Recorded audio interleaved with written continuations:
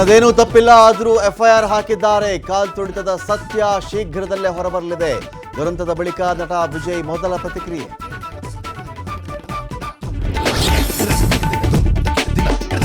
ತಮಿಳುನಾಡಿನ ಕರೂರು ಕಾಲ್ತುಳಿತ ಪ್ರಕರಣ ಘಟನೆಗೆ ಖಾಕಿ ಕಾರಣ ಎಂದ ಅಣ್ಣಾಮಲೈ.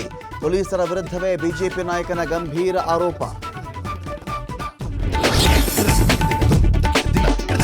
ನೇತ್ರಾವತಿ ನದಿ ತೀರದಲ್ಲಿ ಶವ ಹೂತಿಟ್ಟ ಪ್ರಕರಣ ಬಂಗ್ಲಾಗುಡ್ಡಕ್ಕೆ ಮತ್ತೆ ಎಸ್ಐಟಿ ಟೀಮ್ ಎಂಟ್ರಿ.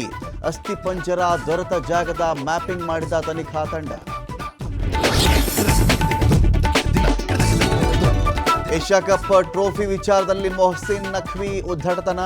ಟ್ರೋಫಿ ಬೇಕಿದ್ರೆ ಎಸಿಸಿ ಕಚೇರಿಗೆ ಬರಲಿ ಎಂದ ನಖ್ವಿ. ಟ್ರೋಫಿ ಎಸಿಸಿ ಆಸ್ತಿ ಎಂದು ಹೇಳಿದ ರಾಜೀವ್ ಶುಕ್ಲಾಗೆ ತಿರುಗೇಟು.